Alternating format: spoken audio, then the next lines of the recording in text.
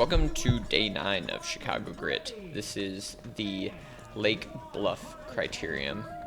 Pretty technical course. Got a left-hander, like a pretty long sustained left-hander into good tight back section with a chicane and some weird curbs and lots of fun, lots of accordion effects everywhere along the course. I'm starting like mid-pack. This is the ACC race, so there's a lot more guys here. Rainstorm's got their full squad. Ribble's got a pretty big squad. Who else? Legion, Blazers, Outlaws, all the normal contenders. For the biggest races in the United States, you can see I'm on one of the Hustle guys' wheel here. I think this is Hudson, and gonna get my way to the front as quickly as possible. This is Chris in front of me. I know it's hard at the back of this race because I started at the very back of this race before. Luckily, I don't have to go from last wheel up to first, but I do have to make my way up here. I am expecting it to be a breakaway because this course is often a breakaway. And so I'm going to be represented in as many of them as I possibly can. I'm going to have to get lucky with the break. There are two teams, MitoQ and Rainstorm Racing, who both have like 7 to 8 dudes that can represent in a breakaway for their team, and they will let it roll. They'll like tag down everything else once that breakaway is fully established. And then most of the other teams are having trouble at this race, like pulling stuff back if the breakaways do get established.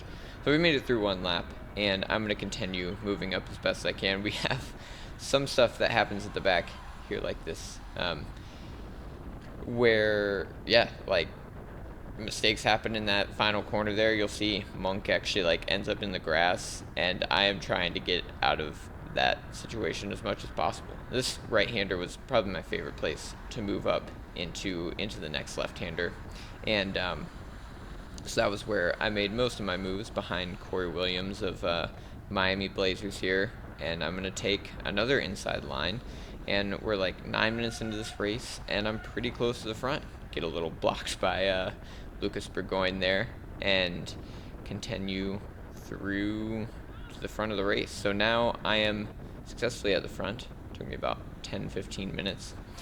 And I'm going to be looking for breakaways that are promising. You can see guys are already starting to attack. They attacked from the gun, so it's been pretty hard and strung out. And I'm just going to be in the strongest breakaways that I can find. Anything that doesn't cost me too much energy to get into. You can see Ty Magner on the inside there. And a little bit later on, there was a big break of like 5 or 6 dudes. And that guy in the yellow pulled back for about a lap, and then Ty Magner came around him and did this just like epic effort on the start finish, and he just like rolled the front super hard for a lap. I'm not really on his wheel here, and I was hurting for that entire lap trying to follow him through corners. Eventually he did pull that break very close. Legion wasn't represented up there, so they managed that mischief, and I did one last little surge to get across to that group. I think I accidentally distanced Ty a little bit in the back there, but was hoping kind of to make it up to it. It's got most of the strong guys here. We got Ben Oliver, who's leading the series, Danny Summerhill, who's leading the points of the ACC, and Josh Burnett from MitoQ. All these guys could definitely roll a breakaway. And we have a little bit of a gap here, but not enough for me to continue working, especially after trying to follow Ty through that savage lap. We've also got Tyler Williams in there, I think, who was sniffing for a breakaway all day. Maybe Noah Granigan, both of which are on the Blazers, which is a red team who you just saw in the rear view. And we're going to keep rolling through. We're only 20 minutes into this race, and there are huge gaps forming at the front, and at the back you can hear that it's just like getting shredded apart. I see Clever Martinez in front of me, and then I tell Ben that that is a gap because Alfredo on Rainstorm here on the left, he opened a gap to that small group with, it looks like Fergus was in it. They tend to do that often. It's just like letting a gap open, and oftentimes their teammate is in that front group. And that's how breakaways roll when you've got a team that big and that strong. But I did not want that to happen so early in this race without me in it. So continuing on here, Brian Gomez just sent an attack. And here goes Marcos Mendez sending a little like half attack, just probing stuff out. And Brian yelled at me, "Come on, Will," to grab this wheel. So I made a little acceleration into that corner and jumped onto the wheel pretty quick. Later on here, and I think that's Burnett. He would attack again, but these guys were already off the front, so I think their legs were pretty blown. Burnett attacked again about 5-10 minutes later, and I tried to follow him. Marshall swung into the inside of the corner, and I had a word or two with him about that because I was quite frightened by that move and had to hit the brakes into that corner. And now there's a gap to Burnett. We've got a gap to the field. I thought this was going to work out. Like, I'm going super hard here, I think, into this lap.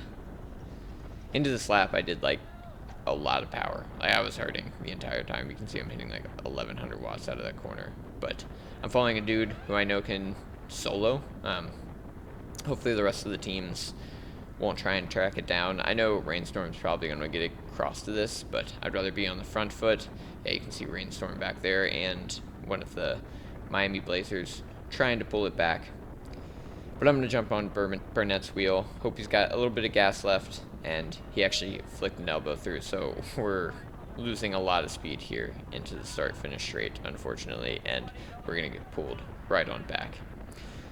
A lot later in the race here, not much had occurred, just a lot of attacks very similar to that, but nothing that created like a serious gap or got away, and all of it just got pulled back in. Patrick Welch from ABC, teammate of Ben Oliver, who's leading the series, moving up, trying to patrol the front, keep everything in check. But the race started slowing down, so this is when attacks are going to get a little more successful. Guys are more thinking about the sprint than they are thinking about a breakaway. You can see I'm on Fergus Arthur and Burnett on the right, number 52, his wheel. These two guys actually are going to sneak away a little bit later, so we'll look for them off the front. But right now you can see 12 minutes to go, they're still in the group, and they haven't done too much. I mean, Burnett has attacked a lot of times, but he's had other things covered by his other teammates, which was good for him. A little later on, 7 minutes to go in the race, and you can see Burnett and Fergus, they're off the front, just barely through that corner, hitting it pretty hard, very similar to when I followed Burnett, it looks like, and they got a really big gap into this next corner. You can see the Blazers on the front there with Johnny Clark, Tyler Williams, and Noah Granigan trying to keep that under control, but I think they were just like super tired from patrolling the front the whole time.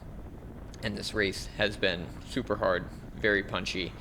Rainstorm is just like in their train, probably disrupting that flow as well. 4 minutes to go here. You can see one of the Legion boys, that might have been Alec, dropping back into the field, and then Ty trying to get up there to work to pull that back as well. They still have a pretty good gap. I think they ended up pulling out like 20 seconds on the field. It reduced a little bit at the end because they were getting a little cagey for the sprint. But with 4 minutes to go, they had quite a gap, and we're not going too fast. Like, we're not pulling it back that quickly at all.